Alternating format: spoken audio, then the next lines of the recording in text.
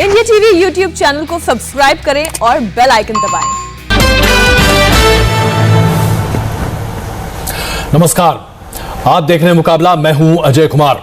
वैसे तो हम हर शाम आपके लिए मुकाबला लेकर हाजिर होते हैं शाम 5 बजे, लेकिन आज एक अलग तरह का मुकाबला, ये ओलंपिक का मुकाबला है, क्योंकि आज अब से कुछ ही देर बाद प्रधानमंत्री नरेंद्र मोदी टोक्यो ओलंपिक में हिस्सा ले रहे भारतीय एथलीट से बातचीत करेंगे, उनका हौसला बढ़ाएंगे। और हम आपको बता दें कि सिर्फ 10 दिनों में यानी कि 23 जुलाई को टोक्यो ओलंपिक्स की शुरुआत होने वाली है। इससे पहले प्रधानमंत्री नरेंद्र मोदी सभी एथलीट्स से बातचीत करेंगे, उनकी तैयारियों का आकलन करेंगे, उनसे बातचीत कर उनका हौसला भी बढ़ाएंगे और यह भी समझेंगे कि किस तरह से हमारी जो मेडल तालिका है उस पर उम्मीदें बन सकती हैं।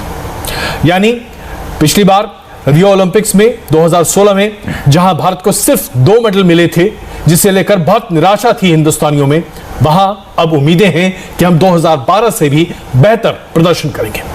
मेरे साथ मेरे इंडिया टीवी के स्पोर्ट्स एडिटर समीप राजगुरु भी हैं, उनसे भी हम बातचीत कर रहे हैं और हम समझेंगे कि दरअसल ओलंपिक की हमारी तैयारियां कैसी हैं। तो इससे पहले कि हम आपसे बात करें कि प्रधानमंत्री जी किन किन मुद्दों पर जोर दे सकते हैं, सबसे पहले आपको जरा बताएं कि इस बार टोक्यो ओलंपिक्स में भारत को किस तरह से ज्यादा उम्मीदें हैं।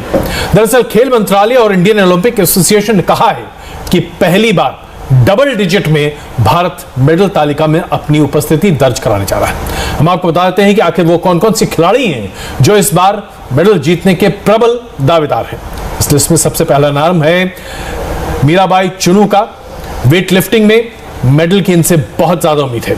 वहीं रेसलिंग में विनिवेश फोगट और बजरंग पुनिया मेडल जीत सकते हैं, उम्मीदें काफी ज्यादा है। बैडमिंटन में पीवी संधू ने अपना नाम पूरी दुनिया में कमाया है, ओलंपिक का मेडल भी इस बार हमारे लिए लेकर आ सकती हैं। शूटिंग में मनु भास्कर और सौरभ चौधरी से बहुत उम्मीदें हैं। मिक्स्ड इवेंट में ये दोनों मेडल जीत सकते हैं और सबसे बड़ी बात यह है कि इन्हें जानबूझकर साथ रखा गया है।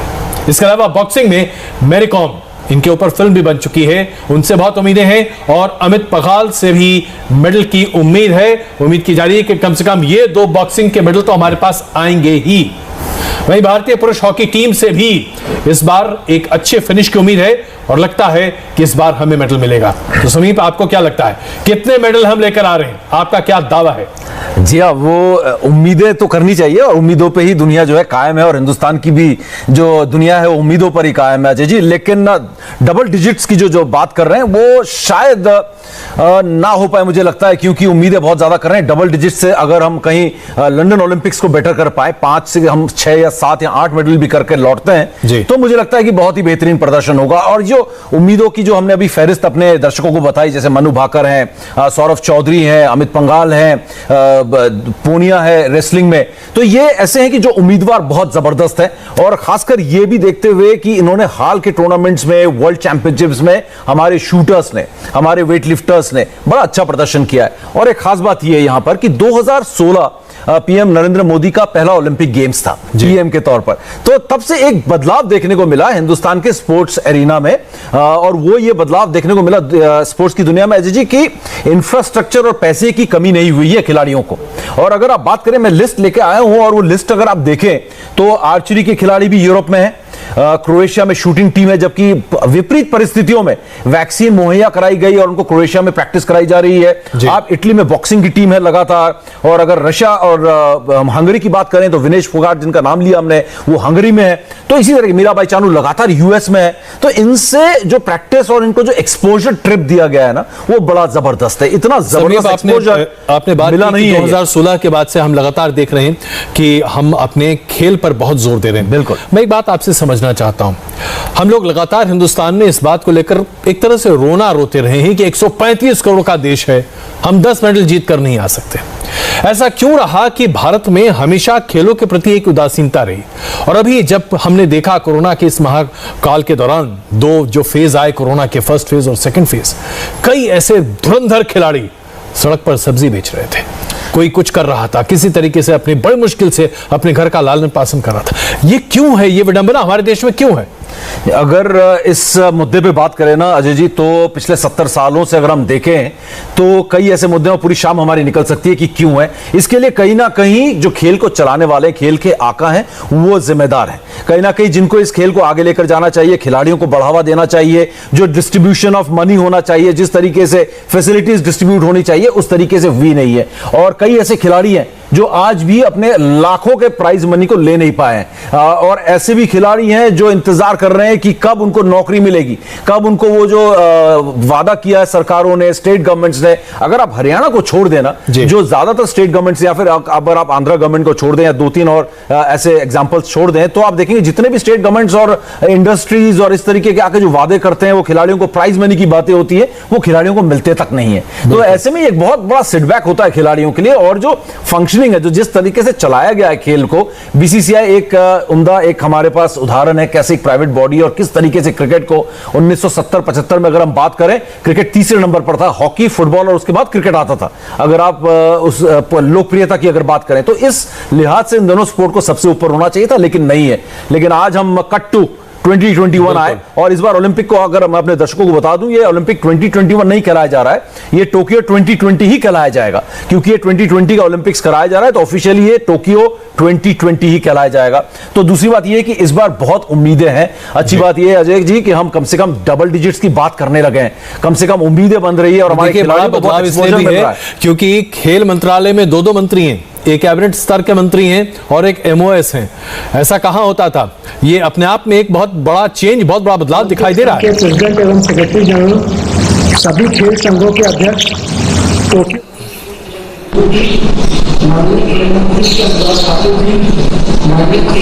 विधि मंत्री श्री किरण रिजिजू जी, माननीय खेल मंत्री श्री अनुराग ठाकुर जी, माननीय खेल राज्य मंत्री श्री निशित प्रामाणिक जी, भारतीय ओलंपिक संघ के प्रेसिडेंट एवं सेक्रेटरी जनरल, सभी खेल संघों के अध्यक्ष, टोक्यो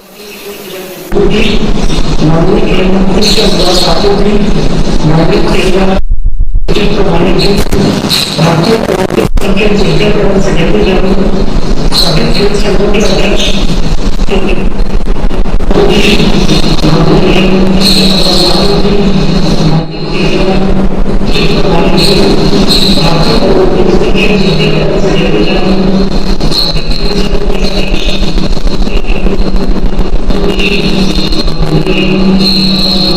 खेल फेडरेशन अधिकारी एवं प्रतिनिधि, खिलाड़ी मित्रों और देश भर से जुड़े हुए खिलाड़ियों के परिजन, भाई और बहनों, मैं यूथ अफेयर्स और खेल मंत्रालय की ओर से आदरणीय प्रधानमंत्री जी का सहर्ष स्वागत करता हूं, अभिनंदन करता हूं, जिन्होंने हर परिस्थिति में हमेशा देश का मार्गदर्शन किया है और आज भी विशेष रूप से टोक्यो ओलंपिक में जा रहे हमारे खिलाड़ियों का मनोबल बढ़ाने, उनका मार्गदर्शन करने और आशीर्वाद देने के लिए हमारे बीच उपस्थित हुए हैं। आदरणीय प्रधानमंत्री जी, मैं आपका विशेष रूप से धन्यवाद करना चाहता हूं कि आपने मुझे युवा कार्यक्रम एवं खेल मंत्रालय की जिम्मेदारी दी है। मैं यहाँ पर उपस्थित सभी officers, coach staff, sport staff को भी धन्यवाद देना चाहता हूं, जिन्होंने हमारे खिलाड़ियों की तैयारी में कोई कमी नहीं छोड़ी, जिसके बलबूते हमारे यहाँ प्रतिभावान प्लेयर्स टोक्यो ओलंपिक्स में देश का प्रतिनिधित्व करने जा रहे हैं। आपके आदेश पर खेल मंत्रालय ने किसी तरह की कोई कमी खिलाड़ियों की सुविधा में नहीं रखी है। टॉप स्कीम से लेकर DGCI से लेकर खेल मंत्रालय ने हर तरह से प्रयास किया है कि हमारे खिलाड़ियों को सुविधाएं मिले। माननीय प्रधानमंत्री जी, खेल एक ऐसा क्षेत्र है जो बिना किसी भेदभाव, जाति, धर्म, समुदाय के बंधन के 130 करोड़ भारतीयों को एकता के सूत्र से जोड़ता है। देश के 22 राज्यों से 18 खेलों के 126 एथलीट्स टोक्यो ओलंपिक्स में 130 करोड़ भारतीयों का प्रतिनिधित्व करेंगे। माननीय प्रधानमंत्री जी, आपकी खेल के प्रति अभिरुचि, खेलों को बढ़ावा देने की आपकी कार्यशैली, आपके द्वारा खिलाड़ियों को दिया गया प्रोत्साहन हमेशा सराहनीय और प्रेरणादायक रहा है। कोरोना महामारी जैसी विषम परिस्थितियों के दौरान भी आपने खिलाड़ियों का मनोबल नहीं गिरने दिया और समय समय पर आपने खिलाड़ियों से वार्तालाप करके उनका मार्गदर्शन भी किया है और उन्हें जोश से सरोबार भी किया है। जैसा कि हम सब जानते हैं, हाल ही में आपने समस्त देशवासियों से टोक्यो ओलंपिक्स जाने वाले खिलाड़ियों का मनोबल बढ़ाने के लिए चीयर फॉर इंडिया का आह्वान भी किया था और मैं आपके ध्यान में लाना चाहता हूं, देश भर के कोने कोने, लेह लद्दाख से लेकर कन्याकुमारी तक, गुजरात से लेकर अरुणाचल तक लोग सेल्फीज भी खींच रहे हैं, डाल भी रहे हैं, खिलाड़ियों का मनोबल भी बढ़ा रहे हैं। और आज जब आप इस कार्यक्रम के माध्यम से शुरुआत करेंगे, कल से पूरे देश के लोग हमारे ओलंपिक खिलाड़ियों को अपना आशीर्वाद, योगदान, सहयोग देने के लिए और चीयर करने के लिए एकजुट हो जाएंगे। आपके ही इस प्रयासों की वजह से समस्त भारत में ओलंपिक्स के प्रति जागरूकता एवं लगाव और बढ़ गया है। मैं मानता हूं कि आपके कुशल नेतृत्व से हमारे खिलाड़ी अपना परचम लहराने और देश को मेडल दिलाने में जरूर कामयाब होंगे और इस ओलंपिक्स में हमारे खिलाड़ी अपना सर्वोच्च प्रदर्शन करेंगे। मैं अंत में इतना ही कहूंगा सभी खिलाड़ी भाई और बहनों को, जब आप जा रहे हैं तो देखिए देश के प्रधानमंत्री जी आपसे बात करके आपका मनोबल बढ़ा रहे हैं। एक ही संदेश देना चाहता हूं, साथ तुम्हारे पूरा देश, बस तुम आगे बढ़ते जाना। भारत मां का यही संदेश टोक्यो ओलंपिक में मेडल जीत कर आना। एक बार फिर माननीय प्रधानमंत्री जी का बहुत बहुत आभार, अभिनंदन, धन्यवाद और सभी खेल संघों का और सभी खिलाड़ियों का बहुत बहुत धन्यवाद। जय भारत, जय हिंद। मैं भारतीय ओलंपिक संघ के अध्यक्ष श्री बत्रा जी से संबोधन करने का अनुरोध करता हूं। Honourable prime minister Shri Narendra Modi ji, honourable sports minister Shri Anurag Thakur ji, honourable law and justice minister Shri Kiren Rijiju ji, honourable minister for state for sport Shri Nisith Pramanik ji, there athletes and officials, it is an honour and privilege for every member of Indian contingent कि वह Tokyo जाने से पहले अपने देश के प्रधानमंत्री जी से शुभकामनाएं और आशीर्वाद लें। I would like to share with the Honorable Prime Minister कि हमारा जो डेलीगेशन टोक्यो जा रहा है उसमें 67 male athletes, 52 female athletes, 58 team officials, 43 alternate athletes and other officials और 8 कंटिंजेंट स्टाफ, टोटल हमारा कंटिंजेंट 228 का है। भारत के एथलीट 85 मेडल पॉसिबिलिटीज पर compete करेंगे टोक्यो ओलंपिक्स में। सर, भारत का पहला कंटिंजेंट 17 जुलाई 2021 को भारत से टोक्यो के लिए जाएगा, जिसमें 90 एथलीट्स और ऑफिशियल्स होंगे। भारत के एथलीट्स और ऑफिशियल्स जो विदेश में ट्रेन कर रहे हैं वह डायरेक्टली वहीं से टोक्यो जाएंगे।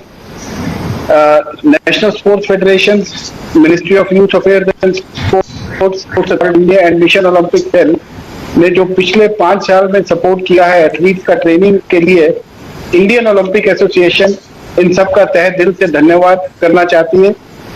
I would also like to credit all our athletes who have personified the meaning of true sports person spirit as they have faced difficult circumstances with courage, determination and intense focus to achieve their goals.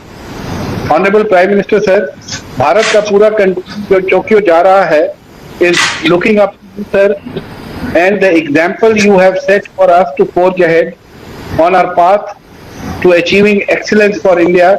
इस विषय में I am confident that your best wishes will go a long way in adding to the motivation of our athletes as they compete to bring glory to our country.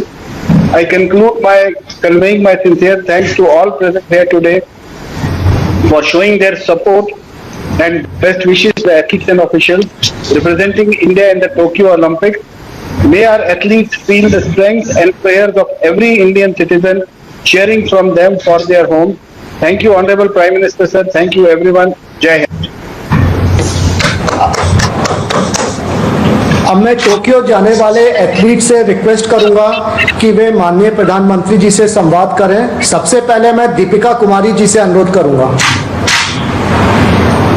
Deepika ji नमस्ते। नमस्ते sir. Deepika ji, पिछली मन की बात में मैंने आपकी और कई साथियों की चर्चा की थी अभी पेरिस में गोल्ड जीतकर आपने जो करिश्मा किया, उसके बाद तो पूरे देश में आपकी चर्चा हो रही है।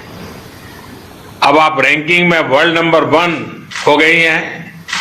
मुझे पता चला है कि आप बचपन में आम तोड़ने के लिए निशाना लगाती थी। आम से शुरू हुई आपकी यात्रा बहुत खास है। अपनी इस यात्रा के बारे में देश बहुत कुछ जानना चाहता है। अगर आप कुछ बताएं तो अच्छा होगा। सर, मेरी यात्रा बहुत अच्छी रही सर, स्टार्टिंग से ही। आम मुझे बहुत पसंद था, इसलिए स्टोरी पर ही। बट मैंने बैम्बू ब्रो से स्टार्ट किया था और फिर धीरे धीरे मैं मॉडर्न बो पे आई थी सर। बहुत अच्छी रही। स्टार्टिंग में थोड़ा सा स्ट्रगल हुआ था बिकॉज फैसिलिटीज वहाँ अच्छी नहीं थी। उसके बाद एक साथ आर्चरी करने के बाद काफी अच्छी फैसिलिटीज मिली सर, और काफी अच्छे कोच भी मिले मुझे। दीपिका जी, जब आप सफलता के इतने शिखर पर पहुंच जाते हैं तो लोगों की आपसे अपेक्षाएं भी बढ़ जाती हैं। अब सामने ओलंपिक जैसा सबसे बड़ा इवेंट है, तो अपेक्षाओं और फोकस के बीच आप संतुलन कैसे बना रही हैं? सर, उम्मीदें तो है, लेकिन सबसे ज्यादा उम्मीदें खुद से होती है। और हम यहीं पे फोकस कर रहे हैं कि जितना भी ध्यान है अपने प्रैक्टिस पे हो और कैसे मुझे परफॉर्म करना है, इस चीज पे मैं सर ज्यादा फोकस कर रही हूँ। चलिए, आपको बहुत बहुत बधाई कि आपने विषमताओं में हार नहीं मानी। आपने चुनौतियों को ही ताकत बना लिया है। और मैं देख रहा हूं कि स्क्रीन पर मुझे आपके परिवारजन भी दिखाई दे रहे हैं। मैं उनको भी नमस्कार करता हूं। देश को पूरा भरोसा है कि आप ओलंपिक में भी ऐसे ही देश का गौरव बढ़ाएगी। आपको मेरी ढेर सारी शुभकामनाएं। Thank you sir. आइए हम अब प्रवीण कुमार जाधव जी से बात करते हैं। प्रवीण जी, नमस्ते। नमस्ते सर। हाय, कैसे हैं? बड़ा है सर। राइट। प्रवीण जी, मुझे बताया गया कि आपकी ट्रेनिंग पहले एथलीट बनने के लिए हुई थी। आज सर। आप ओलंपिक में तीरंदाजी के लिए देश को रिप्रेजेंट करने जा रहे हैं। ये बदलाव कैसे हुआ? सर, पहले मैं एथलेटिक्स करता था, तो मेरा सिलेक्शन गवर्नमेंट के एकेडमी में एथलेटिक्स के लिए हुआ। तो वहाँ के कोच थे, तो मेरा बॉडी थोड़ा कमजोर था उस टाइम, तो वो बोले कि आप दूसरे गेम में अच्छा कर सकते हो। तो उसके बाद मुझे आर्चरी गेम दिया गया। तो उसके बाद मैंने अमरावती में आर्चरी गेम कंटिन्यू किया। अच्छा, और इस बदलाव के बावजूद भी आप अपने खेल में कॉन्फिडेंस और परफेक्शन कैसे लाए? सर, मेरा एक्चुअली घर से इतना मतलब अच्छा नहीं है, मतलब थोड़ा फाइनेंशियल कंडीशन ठीक नहीं है। तो मेरे सामने आपके माताजी पिताजी दिख रहे हैं मुझे। मैं उनको भी नमस्कार करता हूँ। हाँ, फ्रेंड बताइए। मुझे पता था घर जाके मुझे भी मजदूरी करनी पड़ेगी, इससे अच्छा तो यहाँ मेहनत करके आगे कुछ अच्छा करना है, इसलिए मैंने इसमें कंटिन्यू किया। देखिए, आपके बचपन के कठिन संघर्ष के बारे में काफी जानकारी ली है, और आपके माता पिता ने भी, यानी जिस प्रकार से पिताजी दिहाड़ी मजदूरी से लेकर आज देश का प्रतिनिधित्व करने तक की यात्रा बहुत प्रेरणादायी है। और ऐसे कठिन जीवन आपने बिताया, लेकिन लक्ष्य को कभी अपने आंखों के सामने से हटने नहीं दिया। आपके जीवन के शुरुआती अनुभवों ने चैंपियन बनने में आपकी क्या मदद की? सर, जहाँ मुझे खुद कम मतलब लगता था कि यहाँ थोड़ा ज्यादा मुश्किल है, वहां मैं यही सोचता था कि अभी तक जितना भी किया, अगर यहाँ हार मान जाऊंगा तो सब कुछ खत्म हो जाएगा। इससे अच्छा कि ज्यादा और कोशिश करके इसको सफल करना है। प्रवीण जी, आप तो एक चैंपियन है ही, लेकिन आपके माता पिता भी मेरी दृष्टि से चैंपियन है। तो मेरी इच्छा है कि माता पिता जी से जरा बात करूं मैं। नमस्कार जी। नमस्कार। आपने पुत्री करते हुए अपने बेटे को आगे बढ़ाया और आज आपका बेटा ओलंपिक में देश के लिए खेलने जा रहा है। आपने दिखा दिया कि मेहनत और ईमानदारी की ताकत क्या होती है। अभी आप क्या कहना चाहेंगे?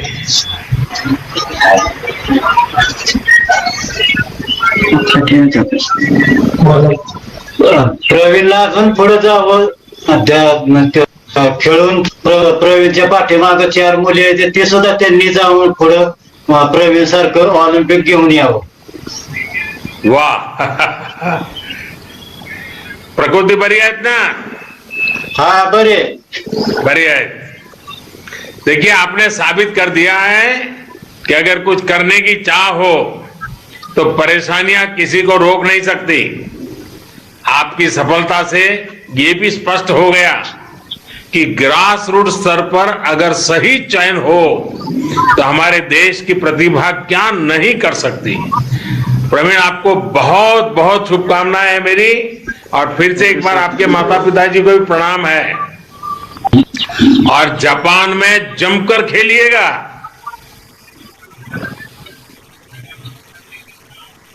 अच्छा अब हम नीरज चोपड़ा जी से बात करेंगे। नमस्ते सर। नीरज जी आप तो भारतीय सेना में हैं और सेना के ऐसे कोने से अनुभव है, जो अनुभव वो कौन सी ट्रेनिंग है जिसने आपको खेल में इस मुकाम तक पहुंचने में मदद की? सर देखो, मेरा शुरू से ही एक था कि मुझे भारतीय सेना बहुत पसंद थी और मैं 5-6 साल खेला। उसके बाद मुझे भारतीय सेना ने ज्वाइन करने के लिए बोला तो मुझे काफी खुशी हुई। फिर मैंने भारतीय सेना को ज्वाइन किया और उसके बाद से मैं अपना गेम में फोकस कर रहा हूं और भारतीय सेना मुझे जितनी फैसिलिटी और जो मुझे चाहिए और जो भारत सरकार सब कुछ मुझे प्रोवाइड कर रहे हैं और मैं अपना पूरा मन लगा के मेहनत कर रहा हूं। नीरज जी मैं आपके साथ साथ आपके पूरे परिवार को भी देख रहा हूं, आपके परिवार को भी मैं प्रणाम करता हूं। नीरज जी मुझे ये भी बताया गया है कि आपको इंजरी हो गई थी, लेकिन फिर भी आप इस साल अपने राष्ट्रीय रिकॉर्ड बना दिया है। आपने अपना मनोबल, अपनी प्रैक्टिस को ये सब कैसे संभाले रखा? मैं मानता हूं सर कि जो इंजरी है वो एक स्पोर्ट्स का पार्ट है। तो जो मैंने 2019 में काफी मेहनत की थी, उस साल वर्ल्ड चैंपियन आपको स्पोर्ट्स की इंजरी में भी स्पोर्ट्स पर स्पिरिट दिखता है सर, क्योंकि हमारा यही सफर है। कुछ साल का हमारा करियर होता है और हमको अपने आप को मोटिवेट करना होता है। तो मेरा 1 साल इसकी वजह से खराब हो गया था क्योंकि मैंने तैयारी काफी की थी वर्ल्ड चैंपियनशिप के लिए और एशियन चैंपियनशिप के लिए, लेकिन इंजरी की वजह से वो उसमें दिक्कत होगी। फिर मैंने अपना पूरा फोकस ओलंपिक पे किया और अब दोबारा से कम बैक किया। अच्छे से मैंने फर्स्ट कंपटीशन खेला, उसमें ओलंपिक क्वालिफाई कर दिया था। उसके बाद फिर कोरोना की वजह से ओलंपिक पोस्टपोन हो गया, तो फिर अपनी तैयारी कंटिन्यू रखी सर। और फिर उसके बाद जो दोबारा से कंपटीशन खेले और फिर अपनी बेस्ट करके नेशनल रिकॉर्ड किया। और अभी भी सर पूरी मेहनत कर रहे हैं, कोशिश करेंगे कि जितना अच्छा हो सके उतना बढ़िया करके आए ओलंपिक में। नीरज जी बहुत अच्छा लगा आपसे बात करके। मैं एक महत्वपूर्ण बात आपसे कहना चाहता हूं, आपको अपेक्षाओं के बोझ तले दबने की जरूरत नहीं है। आप अपना 100% दीजिए, बस यही मिजाज, बिना किसी दबाव के पूरा प्रयास कीजिए। मेरी आपको बहुत शुभकामनाएं हैं और आपके माता पिता को भी प्रणाम है। आइए दुती चंद से बात करते हैं। दुती जी नमस्ते। प्राइम मिनिस्टर नमस्ते। दुती जी आपके तो नाम का ही अर्थ है चमक। दुती का मतलब ही होता है आभार, और आप खेल के जरिए अपनी चमक बिखेर भी रही है। अब आप ओलंपिक में छा जाने के लिए तैयार हैं।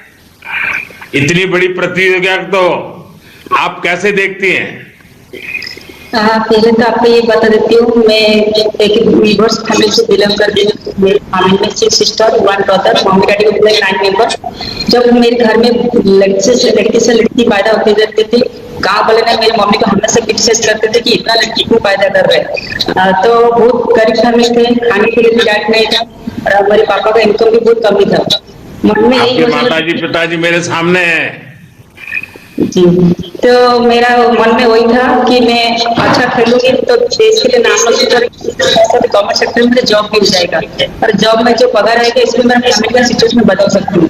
तो आज स्पोर्ट्स के वजह आज मैंने बहुत कुछ बदला है मेरे लाइफ को, फैमिली को, और मैं धन्यवाद दूंगी आपको और मेरे सर को, डॉक्टर अब्दुल सर को, जिन्होंने मुझे हमेशा सपोर्ट किया है। आपके टीम के माध्यम से मुझे बहुत कुछ मिला है। नवीन सर भी मुझे बहुत मदद किया है और डॉक्टर मुझे सपोर्ट किया है। मेरा हमेशा मेरे लाइफ में तो कॉन्ट्रीब्यूशन रहता है। आपके टीवी माध्यम से, पेपर माध्यम से पता होंगे आपको कि कितना चैलेंज करके, कितना दिक्कत करके मैं आज यहाँ तक पहुंची। मेरा मन में वही है, मैं जो साथ में ओलंपिक जाऊंगी, सेकंड ओलंपिक जाना, टोक्यो ओलंपिक ईयर में भी पार्टिसिपेट किया था 36 ईयर के बाद 100 मीटर में पीटी समिति के बाद। अभी सेकंड टाइम ओलंपिक जा रही हूँ। मुझे मेरे साथ में हमेशा हिम्मत तो लेके जाऊंगी, मैं डरूंगी नहीं इधर, क्योंकि इंडिया का कोई कमजोरी नहीं है। महिला आगे बढ़ते रहेगी इंडिया में और महिला लोग आगे ही बढ़ते के देश का नाम रोशन करेंगे। मैं जैसे हिम्मत के साथ ओलंपिक में खेलूंगी और देश के लिए मेडल लेने के लिए कोशिश करूंगी। दूती जी, आपकी वर्षों की मेहनत का फैसला कुछ ही सेकंड में होना होता है। हार और जीत में पलक झपकने भर की देर होती है। इसका सामना करना कितना मुश्किल होता है। बेसिकली तो 100 मीटर में देखें तो आसान है, 10-11 सेकंड में खत्म हो जाता है, लेकिन इसको प्रिपरेशन करने में साल भर लग जाता है। बहुत सारा मेहनत करना पड़ता है। एक 100 मीटर भागने के लिए हमको 10-12 रिपीटेशन लगाना पड़ता है। बहुत सारा जिम एक्सरसाइज, बहुत सारा स्विमिंग पूल एक्सरसाइज करना पड़ता है और हमेशा चैलेंज की तरह लेना पड़ता है कि वो ब्लॉक स्टार्ट में थोड़ा सा मिल जाएंगे तो आपको डिस्क्वालीफाई करके निकाल देंगे। तो हर चीज को ध्यान देकर हमको रनिंग करना पड़ता है।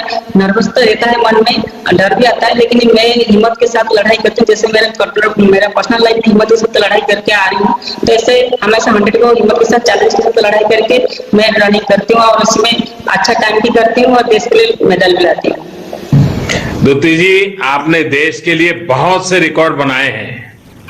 देश को उम्मीद है कि आप इस बार ओलंपिक पोडियम पर जरूर अपनी जगह बनाएंगे। आप निर्भीक होकर खेलों में भाग लीजिए। पूरा भारत अपने ओलंपिक खिलाड़ियों के साथ है। मेरी आपको बहुत शुभकामनाएं और आपके माता पिता को विशेष प्रणाम। आइए अब हम आशीष कुमार जी से बात करते हैं। आशीष जी, नमस्कार।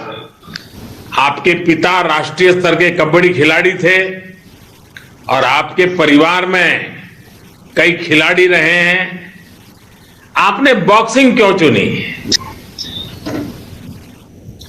सर, बॉक्सिंग जब मैं छोटा था तो सर हमारे घर पे माहौल खेल का था।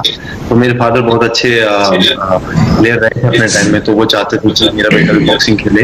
तो मेरे पास कबड्डी के कोर्स नहीं किए गए, लेकिन मेरे परिवार में मेरे भाई रेसलिंग खेलते थे और बॉक्सिंग खेलते थे, तो काफी अच्छे लेवल तक खेले। तो मुझे भी इन दोनों में से किसी को करने के लिए कहा गया। मैं पतला था और ज्यादा गठीला नहीं था, तो उस वजह से मैंने सोचा कि रेसलिंग तो नहीं कर पाऊंगा, तो इसलिए मुझे शायद बॉक्सिंग ही करनी चाहिए। तो वैसे सर जब झुकाव हुआ बॉक्सिंग की तरफ इसी तरीके से। आशीष जी, आपने कोविड से भी लड़ाई लड़ी है। एक खिलाड़ी के तौर पर आपके लिए कितना कठिन रहा? आपका खेल, आपकी फिटनेस प्रभावित ना हो, इसके लिए आपने क्या किया? और मैं जानता हूं आपने इस क्रूशियल टाइम में अपने पिताजी को भी खो दिया।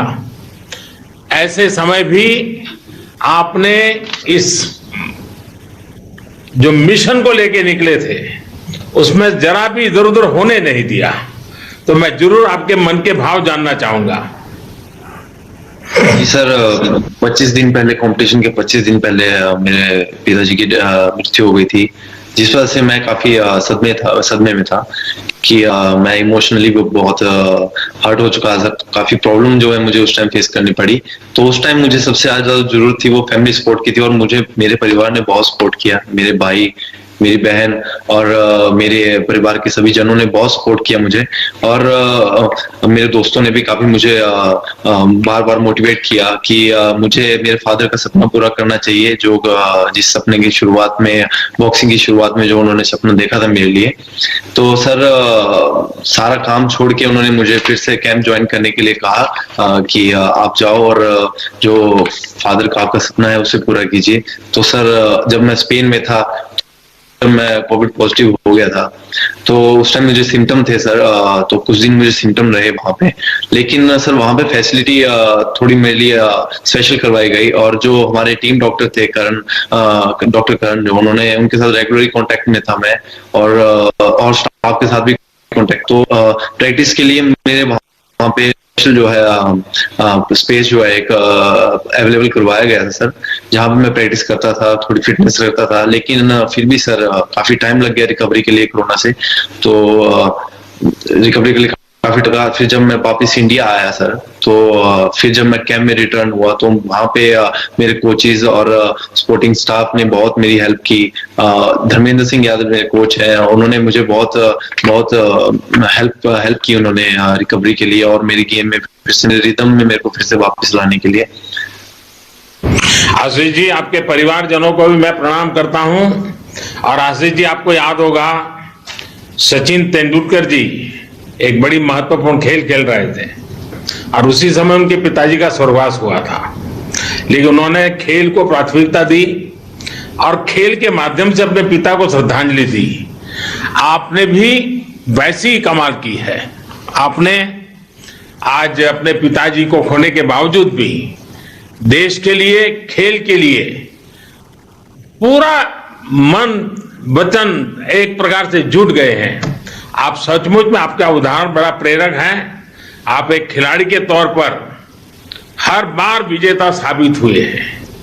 इसके साथ ही एक व्यक्ति के तौर पर आपने शारीरिक और भावनात्मक चुनौतियां दोनों पर विजय प्राप्त की है।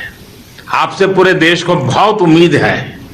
हमें विश्वास है कि ओलंपिक के प्लेटफॉर्म पर भी आप अच्छा प्रदर्शन करेंगे। मेरी तरफ से आपको बहुत शुभकामनाएं हैं। आपके परिवारजन को भी मेरा प्रणाम है। धन्यवाद। आइए, हम सबका परिचित चेहरा है, परिचित नाम है, हम मैरी कॉम से बात करते हैं। मैरी कॉम जी, नमस्ते। प्रणाम। नमस्ते सर। आप तो ऐसी खिलाड़ी है जिनसे पूरा देश प्रेरणा लेता है। इस ओलंपिक दल में भी बहुत से खिलाड़ी ऐसे होंगे जिनके लिए आप स्वयं भी एक आदर्श रही है। अगर वो भी आपको फोन करते ही होंगे, और अगर फोन करते हैं तो आपको क्या पूछते हैं?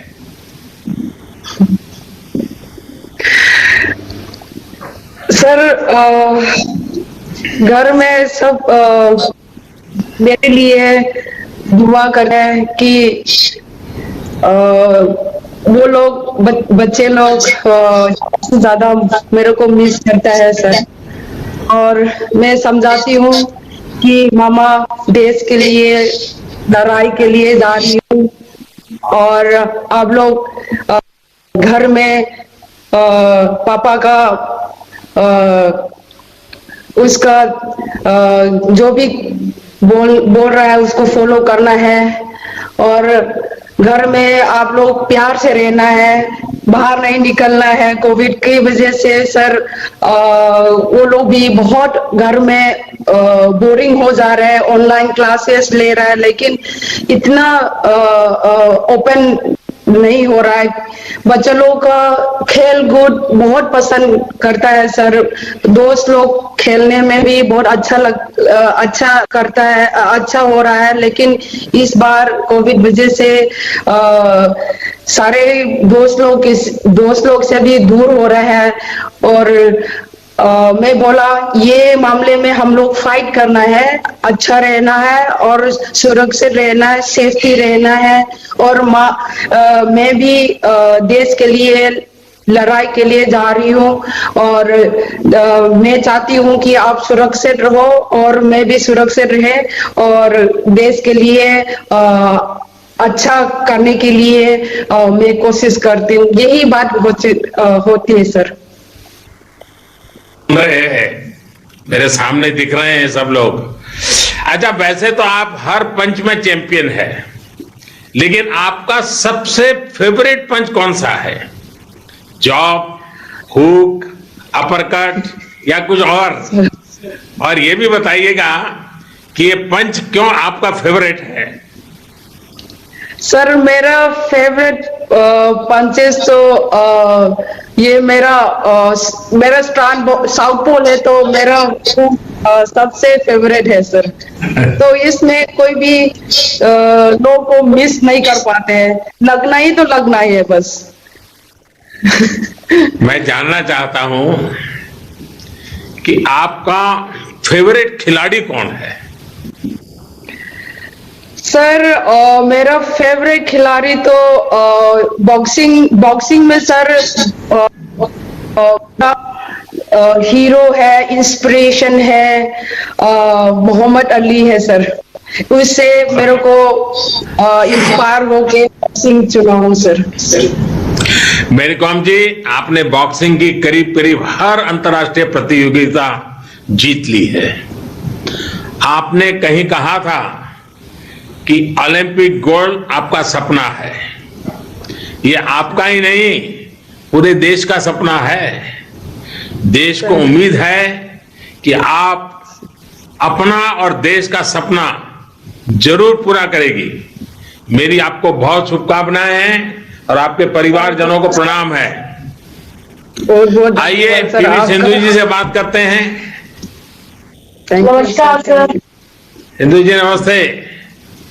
सिंधु जी, मुझे बताया गया कि आप टोक्यो ओलंपिक से पहले ओलंपिक साइज कोर्ट में प्रैक्टिस करना चाहती थी। अब गोची बावली में आपकी प्रैक्टिस कैसी चल रही है? गच्चीबावली में प्रैक्टिस बहुत अच्छा चल रहा है सर। मैं ये चूज किया क्योंकि अभी ओलंपिक स्टेडियम बहुत बड़ा है और वो एसी और वो शटल कंट्रोल करना बहुत होता है, तो इसीलिए मैं ये सोचा कि ठीक है, अगर अच्छा स्टेडियम है तो क्यों, अपॉर्चुनिटी है तो क्यों नहीं खेलूं करके फरवरी से उधर प्रैक्टिस कर रही हूँ सर। ऑब्वियसली मैं गवर्नमेंट से परमिशन लिया था सर। ऑब्वियसली ये पैंडेमिक के वजह से वो लोग इमीडिएटली परमिशन लेके प्रोटोकॉल्स फॉलो करने के लिए बोला था, तो मैं I am very thankful to them क्योंकि as soon as I asked permission उन लोगों ने परमिशन दे दिया सर। तो इसीलिए मैं सोचा ठीक है, अगर अभी से स्टार्ट किया तो वो बड़ा स्टेडियम में खेलना तो टोक्यो जाने के बाद इतना मुश्किल नहीं होता है, I get used to it so quickly, इसीलिए सर। आपके परिवारजन भी मेरे सामने हैं, मैं उनको प्रणाम करता हूं। मुझे याद आता है कि गोपीचंद जी ने एक इंटरव्यू में कहा था कि उन्होंने रियो ओलंपिक के पहले आपका फोन ले लिया था, आपको आइसक्रीम भी खाना अलाउ नहीं किया था। क्या अभी भी आपके आइसक्रीम खाने पर पाबंदी लगी हुई है या कुछ छूट मिली है? सर ऑब्वियसली थोड़ा कंट्रोल करती हूँ सर, क्योंकि एक एथलीट के लिए डाइट बहुत इम्पोर्टेंट है और अभी ओलंपिक्स है तो तैयारी कर रही हूँ, तो ऑब्वियसली थोड़ा डाइट कंट्रोल तो करूंगी। तो आइसक्रीम उतना नहीं खाती हूँ सर, बस कभी कभी खाती हूँ। देखिए सिंधु जी, माता पिता दोनों खुद स्पोर्ट्स में रहे हैं और इसलिए मेरा मन करता है आज मैं उनसे भी एक बात जरूर करूंगा। आपको नमस्कार। आप ये बताइए, जब किसी बच्चे की रुचि खेल में जाने की हो तो कई पेरेंट्स के लिए बहुत मुश्किल होता है, बहुत सारे लोगों को ढेरों आशंकाएं रहती है। आप ऐसे सभी पेरेंट्स के लिए क्या संदेश देना चाहेंगे? बस सर, पेरेंट्स ये जानना चाहिए कि अगर अपने बच्चे हेल्थ वाइज अच्छे होंगे तो सब कुछ बड़ा होगा, क्योंकि आप थोड़ा खेलेंगे तो आपका हेल्थ अच्छा होगा, ऑटोमेटिकली आपका कंसंट्रेशन बढ़ेगा, हर इश्यूज में आप लोग आगे बढ़ेंगे और जरूर आप ऊपर आ सकते हैं। आप एक सफल खिलाड़ी के माता पिता हैं। अपने बच्चों को स्पोर्ट्स पर्सन बनाने के लिए कैसी पेरेंटिंग करनी होती है? सर पेरेंटिंग तो फर्स्ट पेरेंट्स ही तो डेडिकेट करना चाहिए सर, क्योंकि उनको एंकरेज करना है। We have to motivate them and आप तो जानते हैं गवर्नमेंट तो हर तरह से हर खिलाड़ी को सब फैसिलिटी दे रहे हैं। सो उसको हमारे बच्चों को समझाते हुए देश का नाम ऊपर करने के लिए बेटा मेहनत करना है और अच्छा नाम कमाना है करके हम उनको प्रोत्साहित करके हर जो भी बच्चों को हम ये पहले सिखाना है कि रेस्पेक्ट देना, जो भी है रेस्पेक्ट दो और उनका आशीर्वाद लो। सिंधु जी, आपके माता पिता ने आपको विश्व चैंपियन बनाने के लिए बहुत त्याग किए हैं। उन्होंने अपना काम कर दिया है। अब आपकी बारी है। आप खूब मेहनत कीजिए और मुझे विश्वास है कि इस बार भी आप जरूर सफल होगी। और जब सफलता के बाद मेरा मिलना होता ही आप लोगों से, तो मैं भी आपके साथ आइसक्रीम खाऊंगा।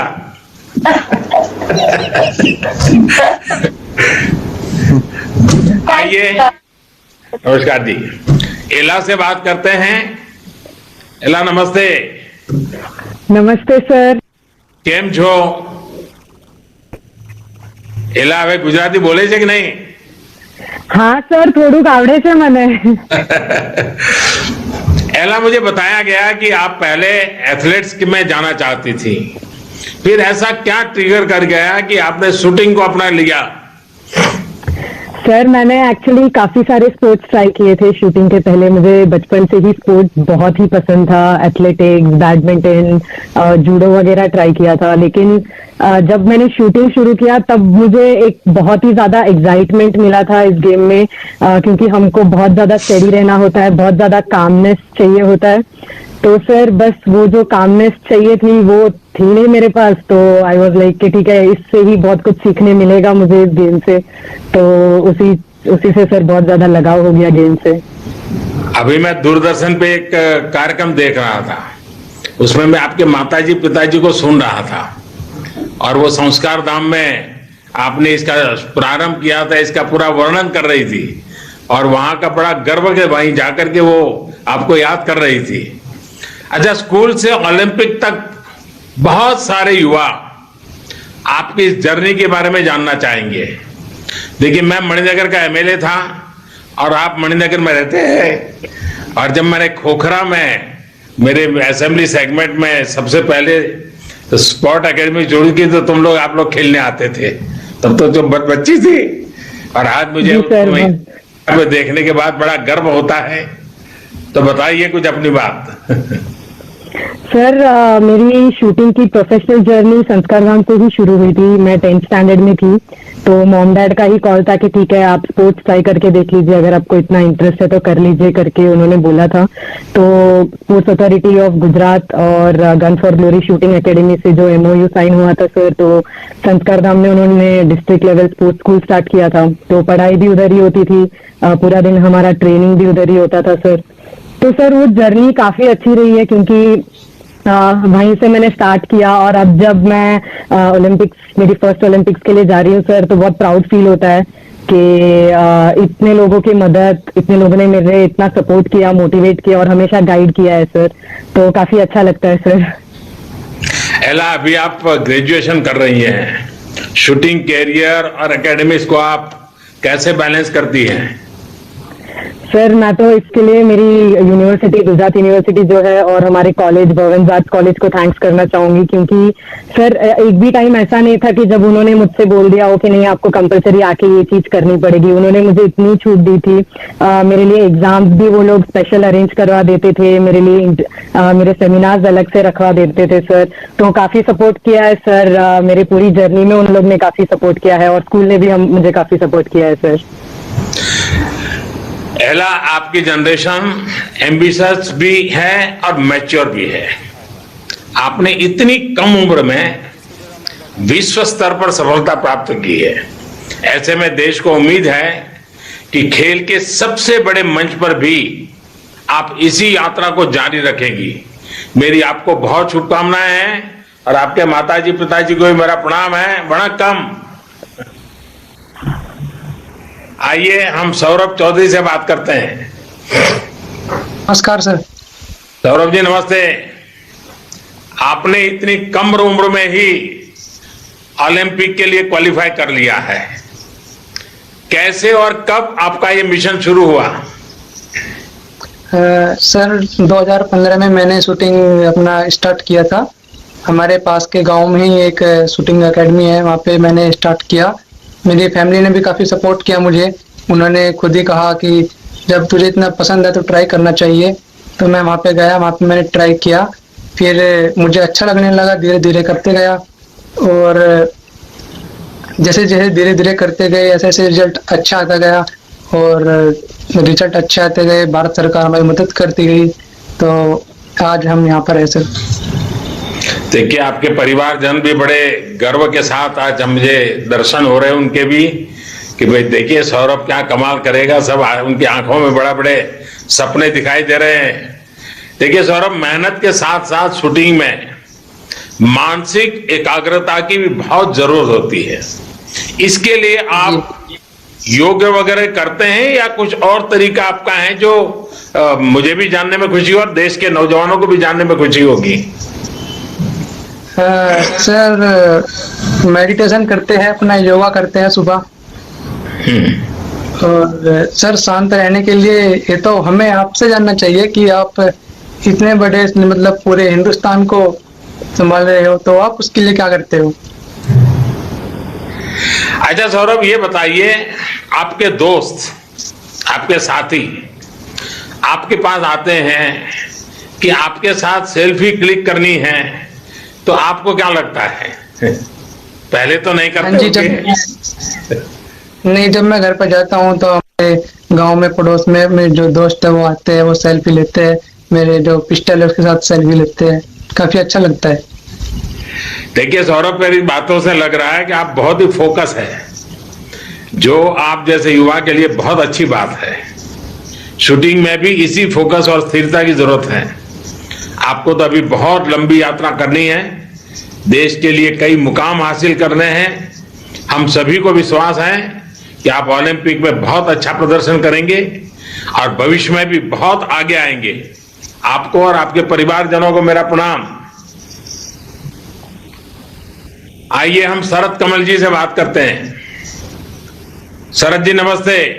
नमस्ते सर। शरद जी, आपने 3 ओलंपिक्स में भाग लिया है, आप तो बड़े जाने माने खिलाड़ी हैं। आप उन युवा खिलाड़ियों को क्या सुझाव देंगे जो पहली बार ओलंपिक में देश का प्रतिनिधित्व कर रहे हैं? तो इस बार जो ओलंपिक्स होने वाली है ये काफी एक नया सिचुएशन में हो रही है, बल्कि ये कोविड-19 के टाइम में हो रही है। तो पिछले 3 जो ओलंपिक्स था, इस ऐसे अनुभव कुछ भी नहीं था जहां पे हमारा कंसंट्रेशन पूरी स्पोर्ट से हटके जो हमारी सेफ्टी के लिए है, जो प्रोटोकॉल्स मेंटेन करना है, उस पर ध्यान चले।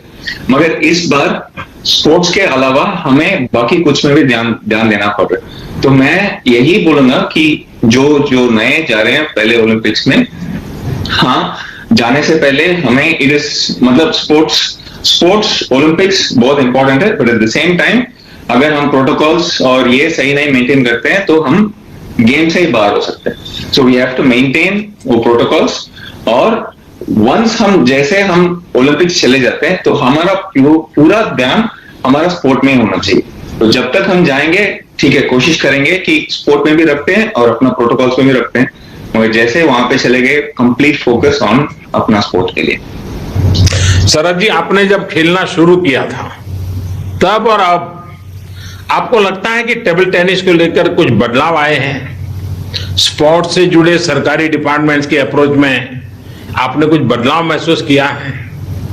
बहुत सारे फर्क हुए हैं सर। जैसे 2006 में जब मैं पहली बार कॉमनवेल्थ के मेडल जीता था, गोल्ड मेडल जीता था, और अब की बात 2018 में जब हम सब मिलके गोल्ड मेडल जीते, जैसे मनिका बात्रा ने भी जीती थी, मतलब 2 first women female Indian table tennis player to win gold medals, तो उन्होंने 2 जीते, हमने भी मेन में 1 जीते, और 8 मेडल जब आए, वो 2006 की और 2018 में बहुत फर्क थी। मेन थिंग यही था कि स्पोर्ट्स एक प्रोफेशनल फील्ड बना था। जब 2006 में तब मैं जीता था, तब स्पोर्ट्स में उतना प्रोफेशनलिज्म नहीं थी। हाँ, वो इंडस्ट्री एकदम तब भी वो एक्स्ट्रा करिकुलर, मतलब पढ़ाई से ज्यादा इंपॉर्टेंट थी, स्पोर्ट्स एक साइड लाइन थी।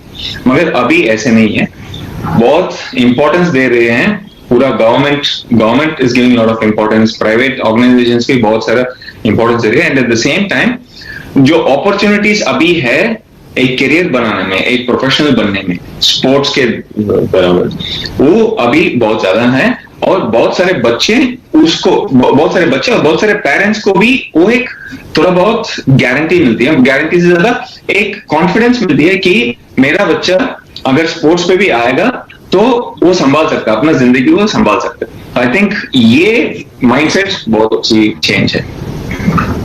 शरद जी, आपके पास सिर्फ टेबल टेनिस ही नहीं बल्कि बड़े इवेंट्स का बहुत विशाल अनुभव है। मुझे लगता है कि अनुभव आपके काम तो आएगा ही, साथ ही टोक्यो ओलंपिक में भाग ले रही देश की पूरी टीम के काम आने वाला है। आप एक बड़े की भूमिका में इस बार एक प्रकार से पूरी टीम को एक विशेष भूमिका भी आपके सामने आई है, और मुझे विश्वास है कि खुद के खेल के साथ साथ उस पूरी टीम को संभालने में भी आपका बहुत बड़ा योगदान रहेगा और आप उसे बखूबी निभाएंगे, मुझे पूरा भरोसा है। मेरी आपको बहुत शुभकामनाएं हैं, और आपकी टीम को भी, आपके स्वजन भी मुझे दिख रहे हैं, उनको भी मेरा नमन। आइए मनिका बत्रा जी से बात करते हैं। मनिका जी नमस्ते। नमस्ते सर। मनिका, मुझे बताया गया है कि आप टेबल टेनिस खेलने के साथ ही गरीब बच्चों को ये खेल सिखाती भी है, उनकी मदद भी करती हैं। आप खुद ही युवा हैं, आपके विचार कैसे आया? सर, जब मैं पहली बार यहाँ पुणे में खेलती हूँ तो वहाँ आई थी, तो मैंने देखा जो अनप्रिविलेज्ड और ऑर्फन्स थे बहुत अच्छा खेल रहे थे, और यहाँ के जो सेंटर में उनको सिखाते हैं तो बहुत अलग था मेरे लिए। तो मुझे ऐसा लगा कि इनको जो चीजें नहीं मिली या पहले नहीं कर पाए, तो मुझे इनको हेल्प करनी चाहिए कि ये भी मेरे को फॉलो करके अच्छे प्लेयर बन सके। तो आई थिंक वो चीज मुझे, जैसे वो प्लेयर्स बच्चे खेलते हैं, मुझे उनको देख के मोटिवेशन मिलता है कि इतनी सी छोटी सी उम्र में, और मतलब पहले किसी का साथ नहीं और इस उम्र में इतना अच्छा खेल रहे हैं, तो बहुत मोटिवेशन मिलता है उनको देख के। मनिका, मैंने देखा है कि आप अपने मैच में कभी कभी अपने हाथ पर तिरंगा पेंट करती है। इसके पीछे की सोच, अपनी प्रेरणा के बारे में जरा बताइए। हाँ जी, मतलब लड़की होने के तौर पे मुझे ये सब चीजें पसंद है, बट ऑल्सो कि इंडिया का फ्लैग अपने पास रखना कहीं पे, और स्पेशली जब मैं सर्विस करती हूँ खेलते हुए तो मेरा लेफ्ट हैंड मुझे दिखता है और वो इंडियन फ्लैग दिखता है नील पे, तो वो चीज मुझे इंस्पायर करती है। इसलिए मेरा जब भी मैं कुछ इंडिया के लिए खेलने जाती हूँ, कंट्री के लिए खेलने जाती हूँ, तो मैं ये चीज रखती हूँ कि कुछ ना कुछ फ्लैग या कुछ इंडिया का कुछ भी मेरे पास दिल से जुड़ा रहे। ओलंपिक कंटिंजेंट से प्रधानमंत्री नरेंद्र मोदी बात कर रहे हैं, और जाहिर सी बात है उत्साहवर्धक है ये बातचीत, क्योंकि जिस अंदाज में प्रधानमंत्री सभी खिलाड़ियों के बारे में बातचीत कर रहे हैं, देश के तमाम खिलाड़ी आज जब प्रधानमंत्री की इस बातचीत को देख रहे होंगे तो उनके दिल में यही होगा कि शायद अगला नंबर हमारा भी आना चाहिए, हम भी ऐसे ही प्रधानमंत्री जी से बात करें।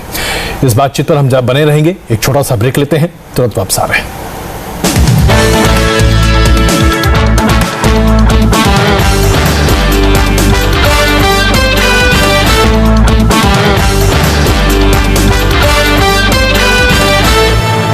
लगती जो अपने जो आगे बढ़ाते रहिए, मेडल लेती हुई, तो अब की बार मेरी बेटी में पूरा विश्वास भरोसा है, अब की बार भी वोट में देख रहा है, ये मेरे सपना पूरा करेगा। देखिए विनेश जी, आपके पेरेंट्स की बातों से मुझे भरोसा हो गया है कि विनेश आप जरूर जीतेगी। आप लड़ती हैं, गिरती हैं, जूझती हैं, पर हार नहीं मानती हैं। आपने अपने परिवार से जो सीखा है, जरूर वो इस ओलंपिक में देश के काम आएगा। मेरी आपको बहुत बहुत शुभकामनाएं हैं। आपके माता पिता जी को मेरे प्रणाम है, आइए हम साजन प्रकाश जी से मिलते हैं। साजन जी नमस्ते। मुझे बताया गया है कि आपकी तो माता जी ने भी एथलीट्स में देश का गौरव बढ़ाया है। अपनी माता जी से आपने क्या क्या सीखा? Sir, my mother is my everything, and she was a sports person in earlier days, and she helped me to come over all the struggles and hurdles for this achievement, sir. अच्छा, मुझे ये बताया गया कि आपको गहरी injury भी हो गई थी, आप इससे कैसे उभरे सजन? First of all, for 18 months after the closure of pool, we had a lot of struggles, and with the injury, we were out of the pool for so long, and it was very frustrating and depressing at the first time, but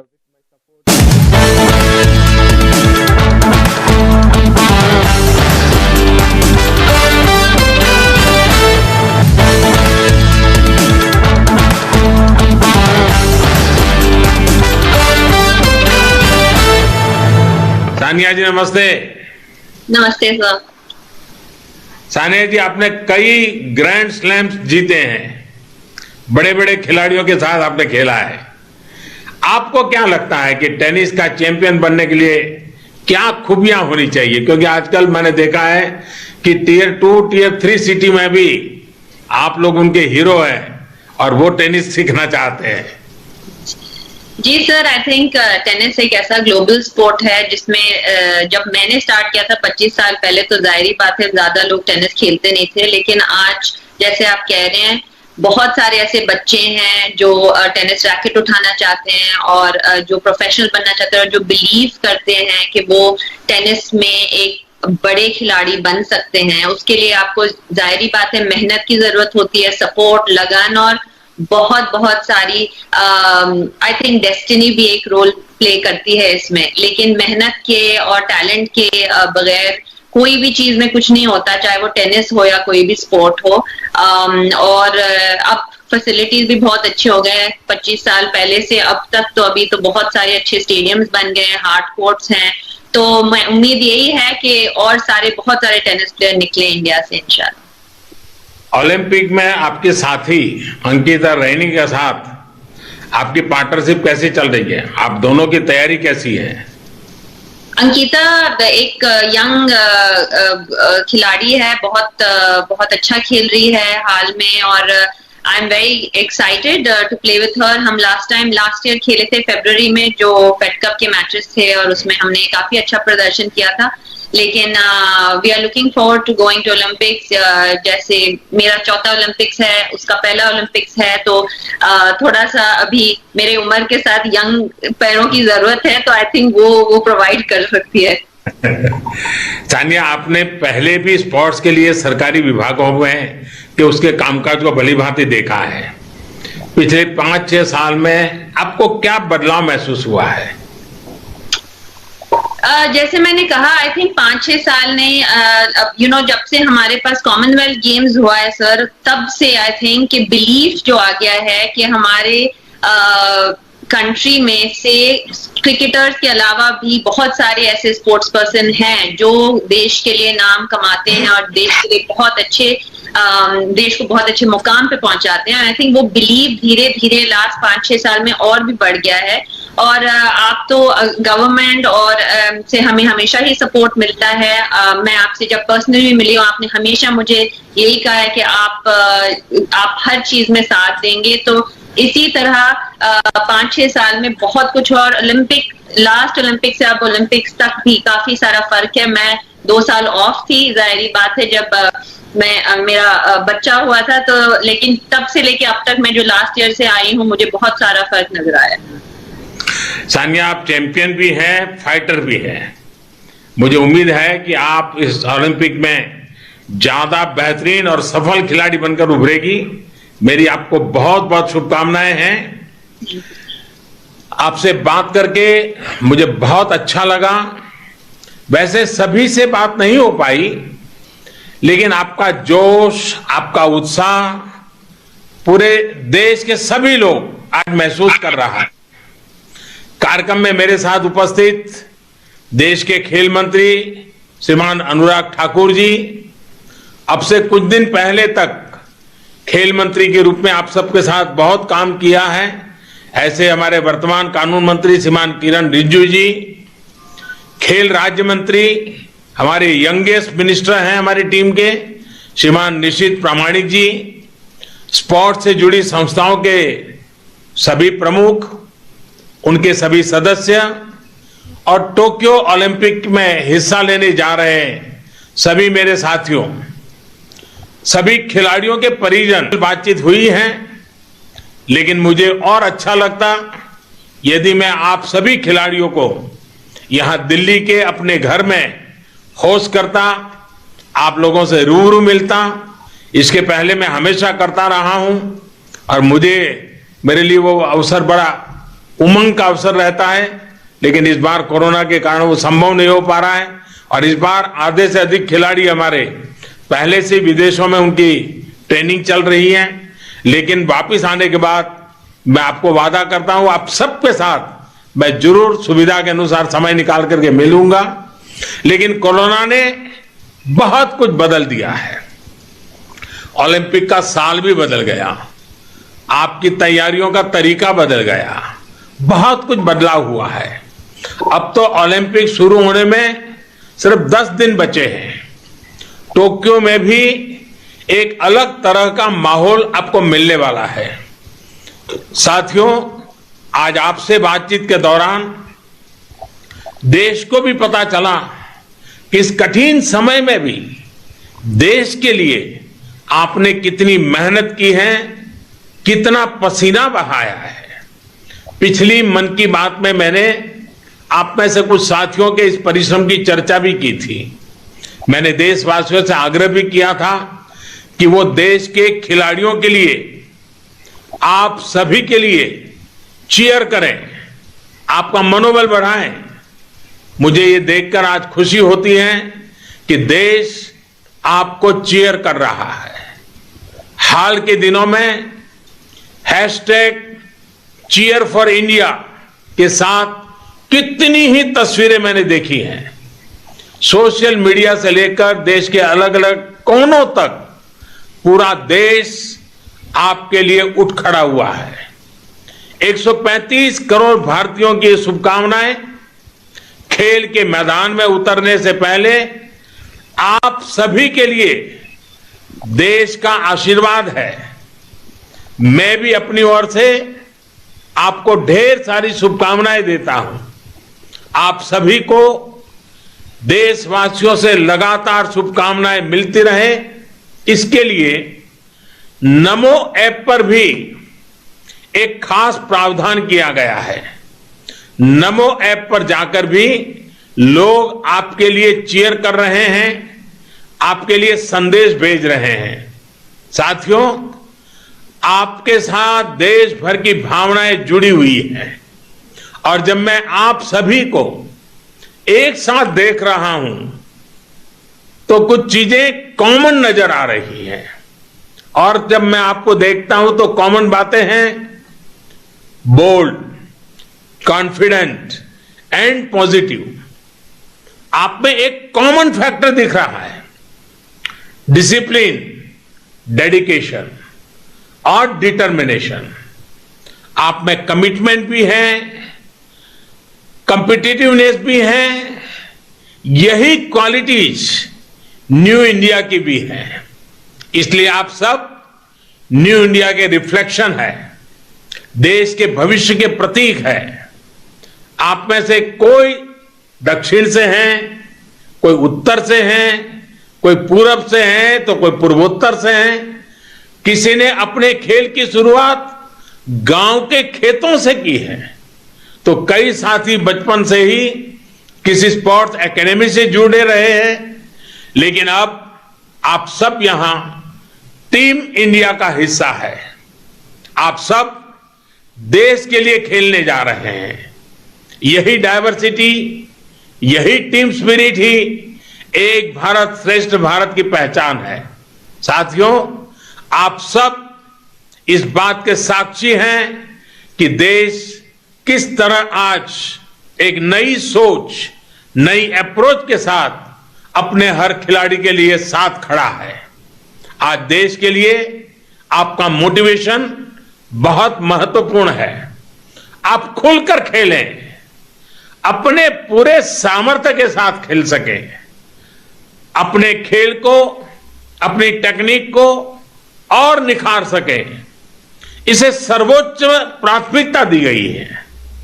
आपको याद होगा, Olympic के लिए एक high level committee का गठन काफी पहले ही कर दिया गया था। टारगेट ओलंपिक पोडियम स्कीम के तहत सभी खिलाड़ियों को हर संभव मदद दी गई। आपने भी इसे अनुभव किया है। पहले की तुलना में जो बदलाव आज आए हैं, उन्हें भी आप महसूस कर रहे हैं। मेरे साथियों, आप देश के लिए पसीना बहाते हैं, देश का झंडा लेकर जाते हैं, इसलिए ये देश का दायित्व है कि आपके साथ डटकर खड़ा रहे। हमने प्रयास किया है खिलाड़ियों को अच्छे ट्रेनिंग कैंप्स के लिए, बेहतर इक्विपमेंट के लिए। आज खिलाड़ियों को ज्यादा से ज्यादा इंटरनेशनल एक्सपोजर भी दिया जा रहा है। स्पोर्ट्स से जुड़ी संस्थानों में आप सबके सुझावों को सर्वोपरि रखा, इसीलिए इतने कम समय में इतने बदलाव आ पाए हैं। साथियों, जैसे खेल के मैदान में मेहनत के साथ सही स्ट्रेटेजी जुड़ जाती है तो जीत पक्की हो जाती है। यही बात ग्राउंड के बाहर भी लागू होती है। देश ने खेलो इंडिया और फिट इंडिया जैसे अभियान चलाकर मिशन मोड में सही स्ट्रेटेजी से काम किया, तो परिणाम भी आप देख रहे हैं। पहली बार इतनी बड़ी संख्या में खिलाड़ियों ने ओलंपिक के लिए क्वालिफाई किया है। पहली बार इतने ज्यादा खेलों में भारत के खिलाड़ी हिस्सा ले रहे हैं।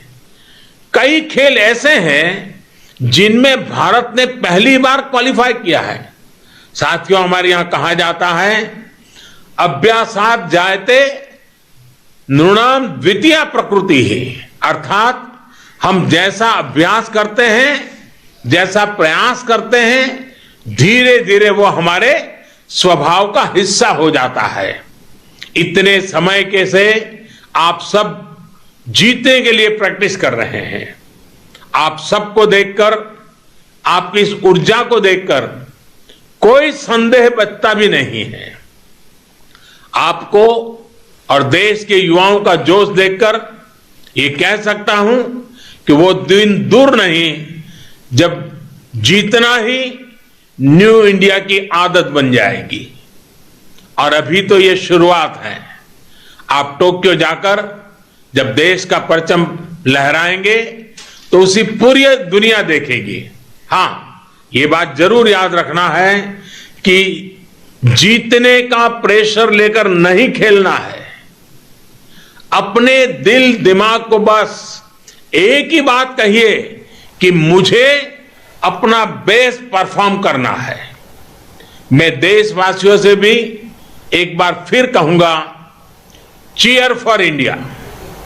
मुझे पूरा विश्वास है आप सब देश के लिए खेलते हुए देश का गौरव बढ़ाएंगे, नए मुकाम हासिल करेंगे। इसी विश्वास के साथ आप सभी का बहुत बहुत धन्यवाद, मेरी बहुत बहुत शुभकामनाएं और आपके परिवारजनों को मेरा विशेष प्रणाम। बहुत बहुत धन्यवाद। नमस्ते, मैं हूं मीनाक्षी जोशी। वीडियो और खबरों से अपडेट रहने के लिए India TV YouTube channel subscribe करें, बेल आइकन दबाना ना भूलें। जुड़े रहें इंडिया टीवी के साथ।